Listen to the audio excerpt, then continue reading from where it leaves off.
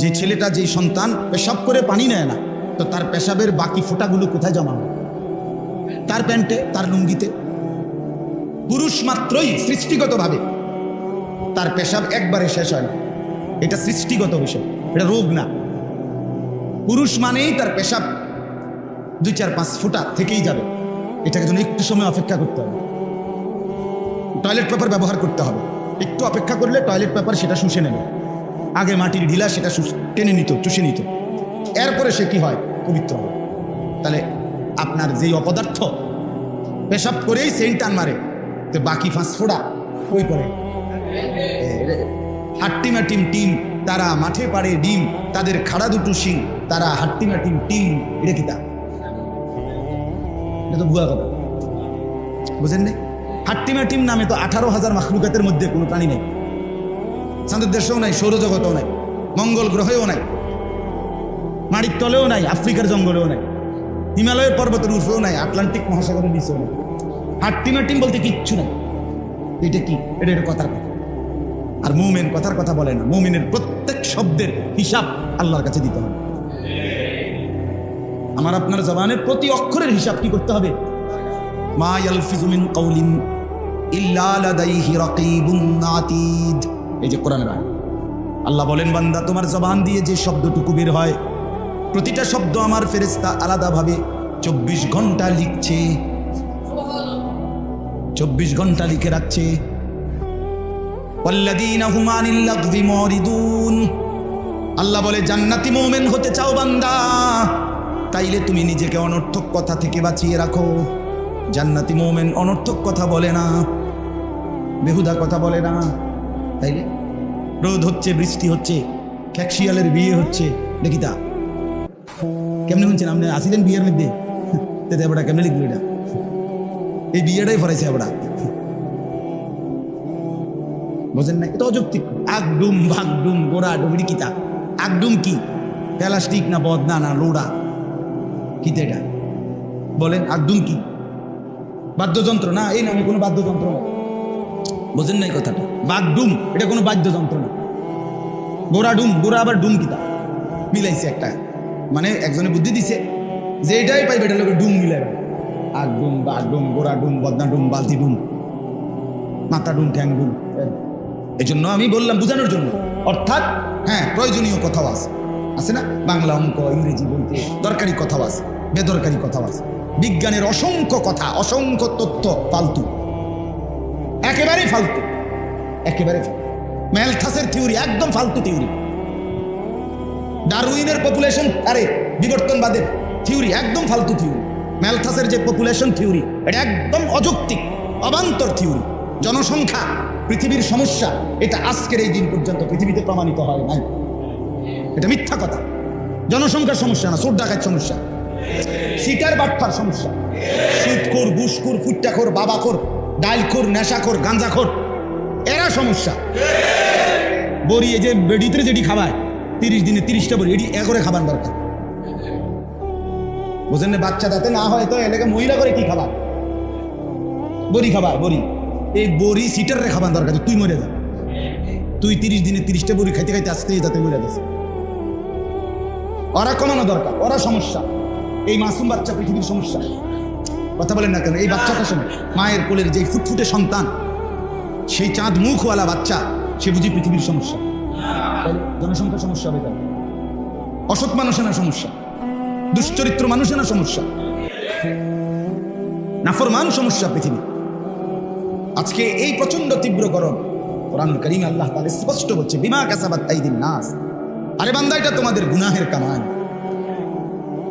মা আসাবাকুম মিন মুসিবাতিন ফাবিমা কাসাবাত আইদিকুম। রব্বুল আলামিন বলে, বান্দা যত মুসিবত আসে সবটা তোমাদের হাতের কামাই। আমার গুনাহ, গরু ছাগলের কোনো গুনাহ নাই, আছে? কুকুর বিড়ালের কোনো গুনাহ নাই, গুনাহ আমার নাফরমান। আমি আপনাদের বললাম না, আমার বলি, আমার মিথ্যা, আমার চুরি, আমার ডাকাতি, আমার জিনা, আমার ব্যভিচার, আমার সুদ, আমার ঘুষ, আমার ছেলেদের বেনামাজের জিন্দেগি, আমার মুসলমানের লক্ষ লক্ষ কোটি কোটি ছেলে। এতটা প্রচন্ড গরম, খোদার গজব চলতেছে গরম, কিন্তু এরপরেও আমার লক্ষ লক্ষ মুসলমানের যুবক যুবতীর একবারও কলিজায় আসে না যে মালিক এত বেশি গরম দিচ্ছে, সেই মালিককে রাজি করার জন্য একটা সেজদা দিন না দিবেন? ডাইরেক্ট চ্যালেঞ্জ আল্লাহর সাথে করে নিছে, এই মাওলা আরো যদি গরম দিয়া যদি একটা কাঠ বানাই আলাও, তারপর তোমারে সেজদা দেব, তোমার নাফরমানি করবো, বেড়ি সামনে সোজা করে। গরম হোক, রোদ হোক, বৃষ্টি হোক, তুফান হোক, শীত হোক, অমাবস্যা হোক আর পূর্ণিমা হোক, আমি বেডির রং সামু, নর্তকী দেখবই, উলঙ্গ ছবি দেখবই, আমি আমার মোবাইল চালামুই, এবার রোদ না বৃষ্টি এটা আমার দেখার বিষয়। এই হলো নাফরমানির সিদ্ধান্ত। সে গাদ্দার আল্লাহর সাথে চ্যালেঞ্জ করে নিছে, আমি নড়বো না, আমি পাপ ছাড়বো না, তোমার যেটা মনে করে দেখো, নয়তো কি বলেন? আমাদের বেপর্দা বোনেরা কি ভাবতে চাচ্ছে নিজেদের, তাদের সিদ্ধান্ত এটা। আরো বড় আযাব আসুক, আমি নাফরমানি থামাবো না। গত 2 দিন আগে ঢাকার সবচেয়ে এলিট, বাংলাদেশের সবচেয়ে অভিজাত শ্রেণী, উচ্চবিত্ত শ্রেণী যেখানে থাকে, যেখানে আঙ্গমতো আঙ্গাল কাঙ্গাল রোডে উঠবারও সাহস হবে না, সেই গুলশান অভিজাত এলাকায় ক্যাফেতে আপনার মদের বারে এই পরিমাণ নাচানাচি মাতলামি, 3টা যুবতী মেয়ে মাতাল অবস্থায়, আরেকটা যুবতী মেয়ের একেবারে রাস্তায় ওপেন খোলামেলা রোড, মেন মহাসড়কের মধ্যে আরেকটা মেয়ের কাপড় খুলে একদম বিবস্ত্র বানায় ফেলছে। এই বাংলাদেশ ধনির দুলালিয়া, আমরা কোথায় নেমে গেছি চিন্তা করে দেখো। এরা তো সাধারণ কেউ না, এরা তো এই সমাজের সবচেয়ে বিত্তশালী টপ লেভেলের মানুষ, আপার লেভেলের মানুষ। এরা এলিট, এরা অভিজাত, এদের অহংকার মনে করে এরা সবচেয়ে উচ্চবিত্ত, এদের এই অধপতন। একজন নারী কিভাবে আরেকটা নারীর কাপড় বিবস্ত্র, কাপড় পুরো খুলে ফেলে কিনা? গত কয়েকদিনে পত্রিকা আসছে বাংলাদেশের এই মুহূর্তের অপরাধ জগতের সবচেয়ে বড় সমস্যা কি? বাংলাদেশে কিশোর গ্যাং, 12-14 বছরের ছেলে সরাসরি চাপাতে দিয়া কোপায় মানুষ, রামদা দিয়া, চাইনিজ স্কুল দিয়া, 12 বছর 14 বছরের জেনারেশন। এই ফুটফুটে ছেলেটাই যদি এই মুহূর্তে এইভাবে অস্ত্র উঁচিয়ে দৌড়ায়, আমার পরবর্তী ভবিষ্যৎ কি?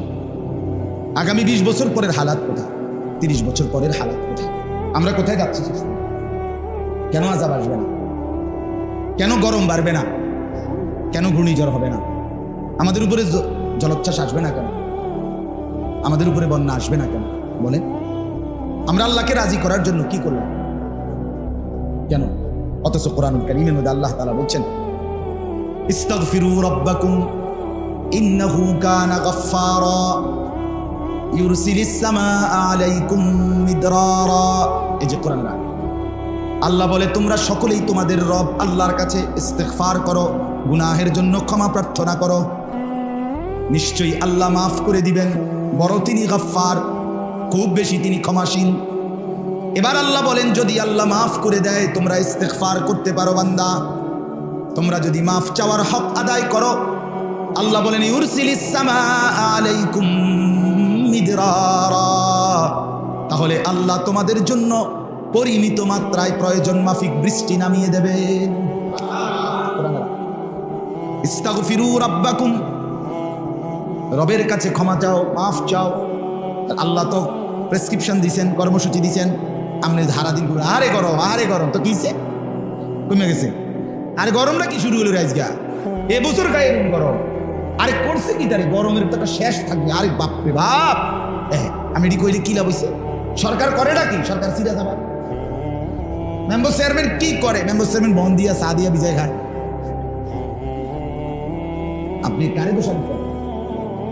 কথার কথায় সরকার বিরোধী দল এটা লইয়া কথা না, আপনি দোষারোপ করছেন কাকে? এগুলো বলে কি ফায়দা? ডাকতে তো হবে কাকে? উচিত তো ছিল আল্লাহর কাছে ইস্তিগফার করা, যে আল্লাহ এই প্রচন্ড গরমে বনি আদম কষ্ট পাচ্ছে, কত লক্ষ কোটি বাচ্চা কষ্ট পাইতেছে, আপনার কত সৃষ্টি, কীট পতঙ্গ, জন্তু জানোয়ার, ওরাও তো এই প্রচন্ড গরমে কষ্ট পাচ্ছে। বিশ্বাস করেন এই সবার কষ্ট আমাদের গুনাহের কারণে, কসম আল্লাহ, এটা আমাদের গুনাহ। আর এর প্রতিষেধক একমাত্র আমাদের ইস্তিগফার। আমরা যদি মাফ না চাই, আমরা যদি চোখের পানি না ফেলি, আমরা যদি আল্লাহর নাফরমানি থেকে ফিরে না আসি, আমাদের মুসিবত আরো বাড়বে। প্রজন্মের ছেলেরা, তোমরা যে কয়জন ছেলে বসছে এখানে, আমি বললাম আমার নাম আনিসুর রহমান, মনে রাখো, এই বন্ধুর কথা মনে হবে তুমি। ও খুব খুব কষ্ট পাইবা তোমরা আগামী জেনারেশন, খুব কষ্ট পাইবা। দিবানিশি এভাবে 2 আঙ্গুলে মোবাইল টিফোন আর উলঙ্গ ছবি দেখা, এর খেসারত তোমার আব্বাই দিবে না, তুমি দিবে। তোমার বাপে দিত না এর খেসারত। তোমার আব্বা তোমার আগে মরে যাবে, তোমার দাদা এটার খেসারত দিবে না, তোমাকে দিতে হবে। মনে রাখো, ধুকে ধুকে মরে যাবে। আজকে তো তোমার বাপ কষ্ট পাচ্ছে তোমারে দেখা, যে আহা আমার ছেলেটা 1 ওয়াক্ত নামাজ পড়ে না। কিছুদিন পরে তুমি যখন দেখবা তোমার সন্তান এর চাইতে বেশি চরিত্রহীন, তখন তুমি টের পাইবা। বলে যে ছেলেটা 1 ওয়াক্ত নামাজ পড়ে না কোনদিন, সে তার সন্তানকে কিভাবে মানুষ বানাবে? যে ছেলেটার জিন্দিগির 12টা বছর গেছে উলঙ্গ ছবি দেখতে দেখতে, সারা রাত নর্তকীর ছবি দেখতে দেখতে, তুমি কেমনে তোমার জেনারেশন, তোমার পরবর্তী, আল্লাহ চাহে তো আগামী 10 বছরের ব্যবধানে আশা করা যায় এই ছেলেরা বিয়ে করে ফেলবে। ঠিক কিনা বলেন? আগামী 10, এখন যদি ছেলেটার বয়স 16 হয়, 18 হয়, তা আগামী 10 বছর হইতে হইতে আশা করা যায় অনেক ছেলের বিয়ে করে ফেলবে। তো আল্লাহ চাহে তো, আল্লাহ দিলে তাদের সন্তান আছে। তো তখন স্ত্রী যদি বেহায়া হয়, স্ত্রী যদি 13 নম্বর হয়, তখন কি হবে? এখন তো 16 বছর বয়সে নষ্ট হলো, তখন যদি 8 বছর বয়সে নষ্ট হয়, বলেন। এই জন্য বললাম, অনুগ্রহ করে, আমি আরো কম হইলেও আমার কোনো আপত্তি নেই, আমার কথা আমি শেষ করে দেব। আমার একটাই কথা, আমি ছোট বড় যে কোনো মজলিসে বলতে থাকি, এই গরমের মধ্যেও সারাদিন বয়ান, ব্যস্ততা থাকে। আমি মাগরিবের পরে আরেক জায়গায় বয়ান করছি, ওখান থেকে রাস্তা ভাঙ্গা দেখে আমার দিন হিসেবে আসতে, এতটা দূরে আমি ভাবি নাই, একটু ভিতরে। যাই হোক, এরপর আল্লাহ আনাইছেন। আমার ভাই, আমার এই 50 জন হোক আর 20 জন হোক, এটা নিয়ে কোনো মানা নাই, কিন্তু এই যে কয়জন যুবক ভাই সহ বাবারা বসছেন, সবার কাছে অনুরোধ, বাস জিন্দিগির উপরে রহম করে। কোরআন কারীমের মধ্যে আছে, আল্লাহ তাআলা বলছে, ইন্নাল মুজরিমিনা ফি আযাবি জাহান্নাম খালিদুন। আল্লাহ বলে, শোনো বান্দা, পাপীরা, নাফরমানরা, তোমরা কিন্তু জাহান্নামের আযাবে চিরস্থায়ী থাকবে। লা ইউফাত্তারু আনহুম, আল্লাহ বলেন 1 সেকেন্ডের জন্য কোনো বিরতি দেয়া হবে না। অহুম ফীহি মুবলিসুন। এরপরে রব্বুল আলামিন বলে, জাহান্নামী লক্ষ কোটি বছরে একবারের জন্য হাসবে না, বিষণ্ণ মলিন চেহারা নিয়েই পড়ে থাকবে, আর কোনোদিন এই চেহারায় হাসি ফুটবে না। আজকে হাসি। ওমা যালামনাহুম ওয়ালাকিন কানু হুমুজ যালিমিন। নাফরমান ভীষণ চিৎকার করবে জাহান্নামের আগুনে, আর বলবে, মাওলা একটু বিশ্রাম দেন, 24 ঘন্টার মধ্যে 10টা মিনিট আমারে বিরতি দেন, আমি আর পারছি না মাওলা। আল্লাহ তখন বলবেন, বান্দা, আমি তোমার উপরে জুলুম করি নাই, আমি হায়াত দিয়েছি, রাত দিয়েছি, সময় দিয়েছি, শক্তি দিয়েছি, স্বাস্থ্য দিয়েছি, যৌবন দিয়েছি, সব তো মাওলা দিয়েছি আমি কিন্তু জুলুম করি নাই। ওয়ালাকিন কানু হুমুজ যালিমিন, বরং তোমরা নিজেই নিজের উপরে জুলুম করেছো। কোরআনের আয়াত, ওয়ানাদাউ ইয়া মালিক লিয়াকদি আলাইনা রাব্বুক ক্বালা ইন্নাকুম মাকিসুন। আল্লাহ বলেন, জাহান্নামী তখন আমি আল্লাহর থেকে হতাশ হবে, এবার জাহান্নামী ফেরেশতাকে ডাকবে। জাহান্নামের ফেরেশতা মালিক, জাহান্নামের প্রধান ফেরেশতার নাম হলো মালিক। কি নাম? এই কোরআনে আল্লাহ বলেন, ওয়ানাদাউ ইয়া মালিক, জাহান্নামীরা ডাক দিবে, বলবে, হে মালিক, হে ফেরেশতা শুনো না, লিয়াকদি আলাইনা রাব্বুক। জাহান্নামী বলবে, ফেরেশতা মালিক, তোমার আল্লাহ, তোমার রব আল্লাহকে বলো না আমারে চিরতরে শেষ করে দিতে, আমি আর পারছি না, আমারে বলো না শেষ করে দিতে, আমারে বলো না একদম নিশ্চিহ্ন করে দিতে, এই আগুন তো আমি আর সইতে পারছি না, আমার একদম মেরে ফেলতে বলো না, আমার একদম শেষ করে দিতে কও। লিয়াকদি আলাইনা রাব্বুক ক্বালা ইন্নাকুম মাকিসুন। জাহান্নামের ফেরেশতা মালিক তখন বলবে, না নাফরমান, তুমি এই অবস্থাতেই থাকতে থাকো।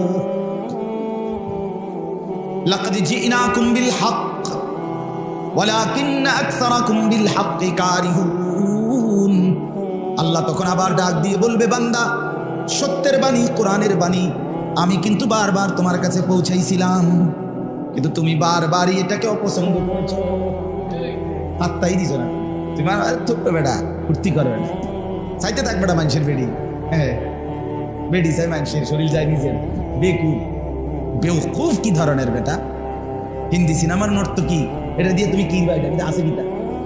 বেটির নিজের কাছেই তো কিচ্ছু নাই, সে তো যা ছিল সব বিলাইয়ে দিছে, টাকার বিনিময়ে সে তো সব বিক্রি করে লেছে।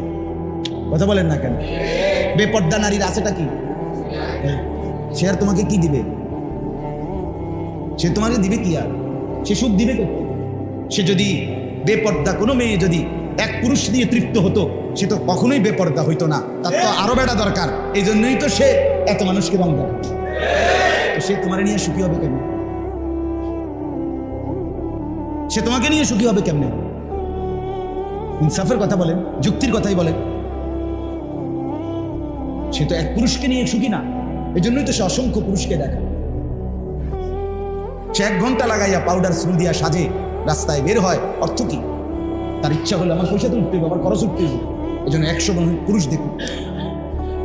এবার সাংঘাতিক কথাটা শুনেন, এরপরের আয়াত আল্লাহ একটা সাংঘাতিক কথা বলছে, কলজা শুদ্ধ নড়ে ওঠে এই কথাটা শুনি।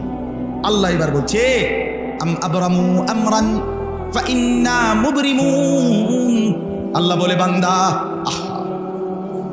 আল্লাহ বলে বান্দা, আমি তোকে কি কি শাস্তি দেব, কোন পাপের, আমারটা আমি রেডি করে রাখছি। তুই কেমনে বাঁচবি বান্দা, তোরটা তুই বুঝ কর। ঠিক আছে, আমার সাথে তো যুদ্ধ শুরু করিলি বান্দা, আমি বললাম সেজদা দিতে, তুই করলি গাদ্দারি। ঠিক আছে, তুই বাঁচবি কেমনে, তোরটা তুই রেডি কর, আমারটা কিন্তু আমি রেডি করে ফেলছি। হ্যাঁ, তোমারে চুরির কি শাস্তি দেব, আমারটা কিন্তু আমার রেডি আছে। তুমি বাঁচবা কেমনে, তুমি রেডি করো। তুমি যে নর্তকী দেখো, নাচ দেখো, গান দেখো, উলঙ্গ ছবি দেখো, তোমার শাস্তি আমি রেডি রাখছি। এবার তুমি বাঁচবা কেমনে আমার হাত থেকে, নাফরমান, রেডি করো। চলো ছেলেরা, ভেবে দেখো, বুঝ করো। তোমার বাপ আমার নিজের ভালো বাপ, একটু পরে তোমার পথে, তুমি আমার পথে। আমি যাবো ক্যান্টনমেন্ট, ময়নামতি, সাবের বাজার, তুমি যাই বাগা তোমার ঘরে, কে রাহে কার খবর। চলো মিয়া, একটু পরে ভোর হবে তোমারও আমারও, ঠিক না? শুক্রবার, আগামীকাল শনিবার হবে, কারোর জন্য থামবে, পৃথিবী কারো জন্য থামে না। আমার মৃত্যুতেও পৃথিবীর 1 মিনিট থামবে না, তোমার মৃত্যুতেও থামবে। আগের সিএনজি অ্যাক্সিডেন্ট করে, পিছনের সিএনজি ওনারা কেউ থামে না, সাইড দিয়ে জায়গা, কারো সময় নাই তো। কে কার জন্য? দেখা যায় রাস্তায় লাশ পড়ে আছে, রক্তাক্ত না। আমার জিন্দিগি, আমি কত লাশ দেখলাম জীবন, আমি তো জীবনটাই রাস্তায় রাস্তায়। সেই ঢাকা, চিটাগাং, কক্সবাজার, কত দূর দূর থেকে কখনো আসি, জীবনটা তো দেখি রাস্তায় রাস্তায়। একটু জ্যাম বাজলে, যে অ্যাক্সিডেন্ট করছে, মানুষ মারা গেছে, এটা শুনতেছে মানুষ জ্যামে, কিন্তু কারো এটা নিয়ে কোনো মাথা ব্যথা নাই। সবার টেনশন হলো রাস্তা আটকায় রাখছে কেন, পুলিশ কই, রাস্তা ক্লিয়ার করে না কেন। আরে আমরা যাইতাম বেটা, হ্যাঁ মানুষ মারা গেছে বেটা, তোর মতো একজন জীবন্ত মানুষ মারা গেছে। আরে মরুক বেটা, কে মরছে না মরছে, রাস্তা খাতায় কি করতে কও। আহা, এর নাম দুনিয়া। এই জন্য বন্ধু, তুমি মরলে, তুমি হারিয়ে গেলে, কেউ থামবে না। তোমার বন্ধু নামের দুষ্টগুলো যে তোমার সাথে একসাথে আড্ডা দিত, এই শয়তানরাও এক বেলা খানা বন্ধ করতো না। তোমার মৃত্যুতে কালো কাপড়, অথবা শোক রেলি, অথবা একটা পতাকা, অথবা একটা এমনি কার্ড, এটি তো ধোকা, এটি তো সব লগা যায়, কে বাদ খা, দুনিয়া তো ছাড়ে না। এই জন্য আমি অনুরোধ করলাম, নিজের ভালো করেন, নিজের ভালো করেন, নিজের ভালো করেন। আল্লাহ আমাদেরকে বুঝ দান করেন। চলেন এরপরে আল্লাহ বলেন, আমি ইয়াহসাবুনা আন্না লা নাসমাউ সিররাহুম ওয়া নাজওয়াহুম। আল্লাহ বলেন, আমার নাফরমান বান্দারা, তোমরা কি এই ভেবেছো আমি তোমাদের গোপন কথা, গোপন পরামর্শ, একাকিত্বের গোপন কার্যক্রম আমি এটা শুনি না, আমি দেখি না, এই ভেবেছো?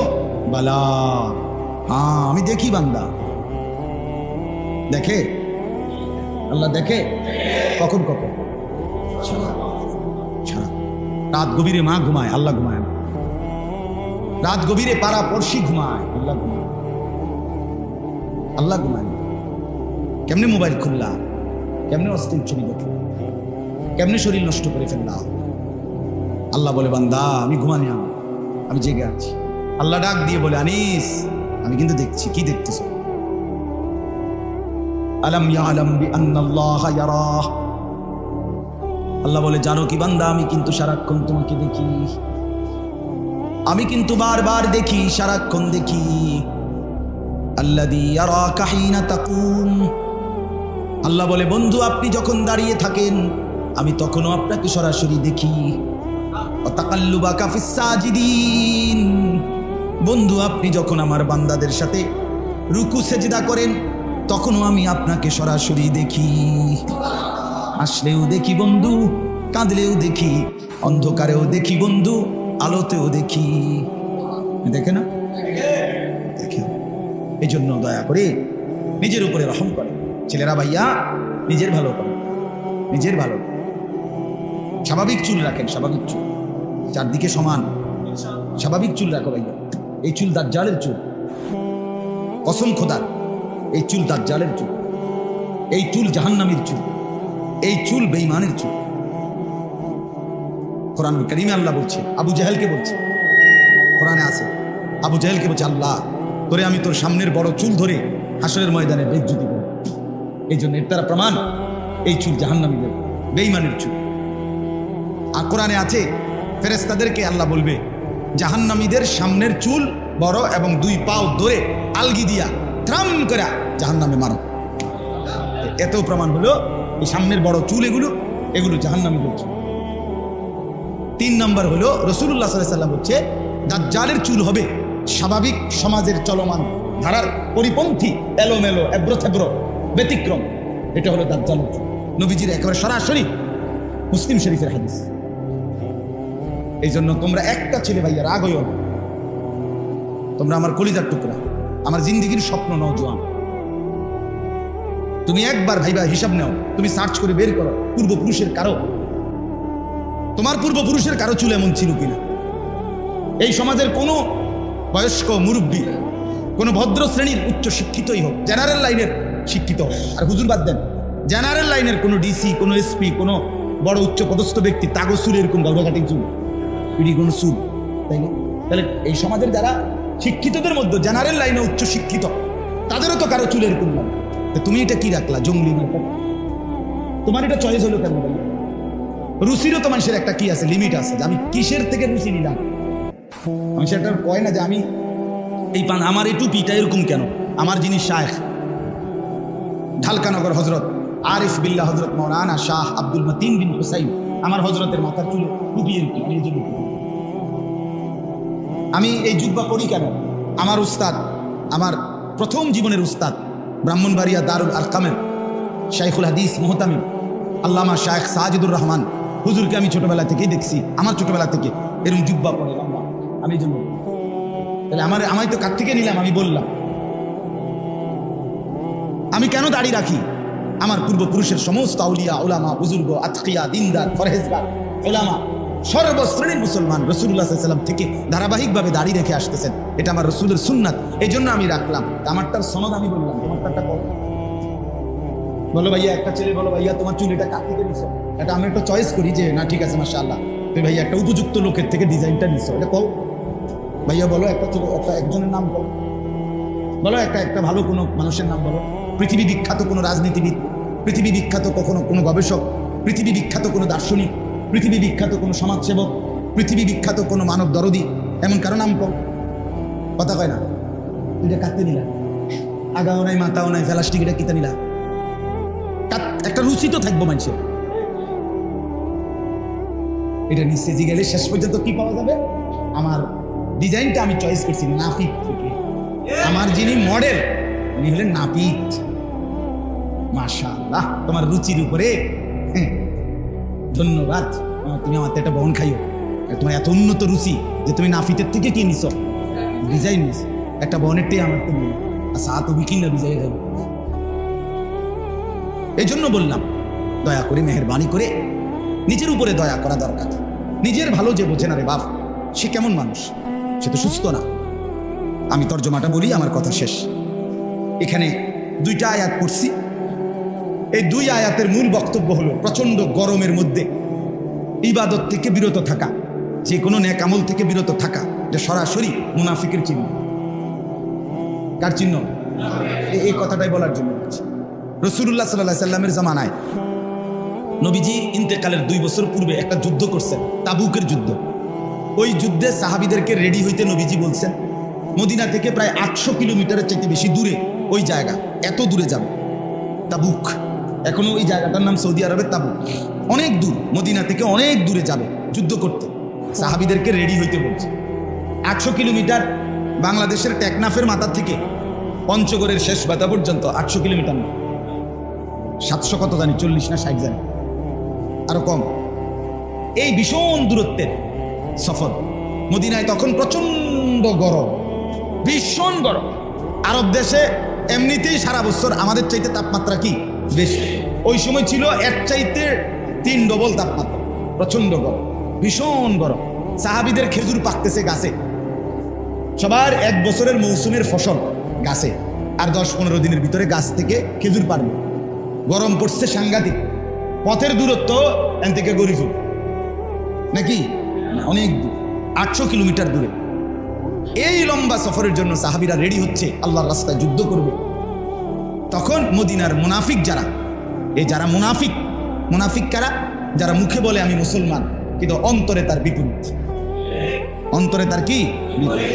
মুখে কয় একটা, বাইরে কি আমনে দিয়ে হেসুমে মাহফিলে গিয়ে এটা কই আইলেন, অন্ধে আমনে আবার আরেকটা উল্টা কামাতিস না। সবসময় সব লাইনে থাকতে হয়, সব লাইনে। আল্লাহ ভি রাজি হো, শয়তান ভি নারাজ হো। আল্লাহ ভি রাজি হো, শয়তান ভি নারাজ না হো। মানে অর্থ বুঝছেন না? অর্থ হইল আল্লাহও রাজি থাক, শয়তানও নারাজ না হোক। না, ছেলে আমার কোরআন শরীফও শেখে, আবার গানের টিচারের কাছে গানও শেখে। বাবা, অসাধারণ আপনি সমন্বয় করেছেন। আল্লাহ ভি রাজি হো, শয়তান ভি নারাজ। এই তো মুনাফিকের আচরণ। তো এই মুনাফিক মদিনার যারা, তারা 3টা কাজ করছে। 1 নম্বরে তারা নবীজির কাছে গিয়া প্রত্যেকে একটা একটা উজর আপত্তি দেখাইয়া যুদ্ধ থেকে যাওয়া থেকে নিজেদেরকে রুখসত নিয়ে নিছে। ইয়া রাসূলুল্লাহ, আমি নিশ্চিত গেলাম হইলে, কিন্তু আমার পেটটার যেই একটা অবস্থা যাইতে আছে আজকে কটা দিন ধরে, বুঝলেন নাই কি করতাম, কোনো কুল কিনারা পাইতেছি না। নবীজি বলছে খালি যাও, ঠিক আছে বাদ। আরেকজনে আয়েশা বলছে ইয়া রাসূলুল্লাহ, আমি তো যাইলাম হইলে, কিন্তু আমার ছেলেটা 3 দিন ধরে জ্বর, আবার যে ছেলের জ্বর, ওইতের মেয়ের অসুখ, আবার বউয়ের সিজার, আগামী সোমবার। মানে এক একজন এক একটা মিথ্যা অজুহাত দিয়া নবীজির থেকে কি করে নিছে, ছুটি নিয়ে আনিছে। 2 নম্বরে আল্লাহ তাআলা বলতেছেন, যুদ্ধ, আল্লাহর রাস্তায় জান মাল দিয়ে জিহাদ, আল্লাহর রাস্তায় জীবন দেওয়া, এটা বাস্তবিক অর্থে মুনাফিকদের কাছে ভীষণ অপছন্দ। এরা কি ভীষণ কি অপছন্দ। আর 3 নম্বরে এরা যখন নিজেরা ছুটি নিল, আবার জেহাদটাকে পছন্দ করছে না, তো এগরে ফিরাউন দরকার না। যারা যাচ্ছে 30,000 সাহাবী রেডি, যুদ্ধে যাবে। এই মুনাফিকরা ঘুরে ঘুরে এদেরকে বলতে লাগলো, লা তানফিরু ফিল হার, এই বেটা, এই রকম প্রচন্ড গরমের মধ্যে বের হইও না। এই গরমে ঢাকা যাইবা, গরিপুর যাইতে যাইতে তো সিটিয়ে পড়ে থাকবা, কিসের যুদ্ধ করবা? আল্লাহ তাআলা বলেন, এই 3টা আচরণ দেখাইছে কারা? মুনাফিক। এই জন্য রসুল যাবে যুদ্ধে, আর মুনাফিক থাকবে বসে ঘরে ঘরে। তো নবী চলে যেদিকে, তার উল্টো চলে যে, সে মুনাফিক। আল্লাহর রাস্তায় জান মাল বিলিয়ে দেওয়াকে পছন্দ করে না যে, সে মুনাফিক। ইমানদার মুমিনদেরকে নেক কাজের থেকে নিরুৎসাহী করে যে, সে মুনাফিক। এই 3টা আচরণ। ফারিহাল মুখাল্লাফুনা, আল্লাহ তাআলা বলেন মুনাফিকগণ খুশি হলো বিমাকআদিহিম, তাদের বসে থাকাতে, খিলাফা রাসূলিল্লাহ, রাসূলের বিপরীতে। রাসূল যাচ্ছে যুদ্ধে, ওরা বসে আছে কোথায়? ঘরে। এতে করে এই মুনাফিকগণ খুশি হলো। 2, ওয়াকারিহু আন মুজাহিদু বিআমওয়ালিহিম ওয়া আনফুসিহিম ফি সাবিলিল্লাহ। 2 নম্বরে আল্লাহ তাআলা বলেন, এবং তারা আল্লাহর রাস্তায় যুদ্ধ করাটা জান এবং মাল দিয়ে এটাকে অপছন্দ করছিল। কি করছিল? কেন? এরা মুনাফিক। কেন? মুনাফিক দুর্বল হয়, ভীতু হয়, কাপুরুষ। মুমিন সাহসী হয়। মুমিন বুঝে জীবন আমার আল্লাহর, তার জন্য দিলেই সার্থকতা। তো এরপরে ওয়াকালু, এই 3 নম্বরে তারা বলতে লাগলো ইমানদারদেরকে, লা তানফিরু ফিল হার, তোমরা এই গরমের মধ্যে বের হইও না। আল্লাহ এবার এই সবদি আচরণের জবাব আল্লাহ দিচ্ছে। আল্লাহ বলেন, কুল, হে নবী আপনি এদেরকে বলেন, নারু জাহান্নামা আশাদ্দু হাররা, নাফরমান এই গরমকে অজুহাত বানিয়ে ইবাদত থেকে বিরত রইলা, রসুলের উল্টো করলা, ইমানদারদেরকে নিরুৎসাহিত করলা। শুনে নাও, নারু জাহান্নামা আসাদ্দু হাররা, জাহান্নামের আগুনের গরম তার চাইতে অনেক কোটি গুণ বেশি তীব্র। তাইলে নাফরমান ভেবে দেখো, আজকের এই প্রচন্ড রৌদ্রের তাপ দুনিয়ায়, এটা যদি এমন অস্বস্তিকর কষ্টকর হয়, জাহান্নামের আগুনের গরম শুইবা কেমন? বলেন, লাউ কানু ইয়াফকাহুন। আল্লাহ আমাদের সবাইকে বলছে, শুনে নাও দুনিয়াবাসী, আমার বান্দারা, জাহান্নামের আগুনের গরম এর চাইতে অনেক বেশি তীব্র। লাউ কানু ইয়াফকাহুন, আহা যদি আমার বান্দারা এই কথাটা বুঝতো। এইটার অর্থ কি? আল্লাহ বলছেন, হায় যদি তোমরা বুঝতা, মায়া করে বলছেন, আহা যদি বুঝতা বান্দা, কত না ভালো হতো, কত না ভালো হতো বান্দা যদি বুঝতা। এই গরমকে উপেক্ষা করে ফজরের নামাজ পড়বো, জোহর পড়বো, আসর পড়বো, মাগরিব পড়বো, এশা পড়বো, আল্লাহকে নারাজ করব না। কারণ এই সামান্য গরম তো সামান্য, আর এর বিনিময়ে যদি আমারে আল্লাহ জাহান্নামের আগুন থেকে বাঁচিয়ে দেয়, তাইলে কত না উত্তম হবে, হ্যাঁ কত না উত্তম হবে।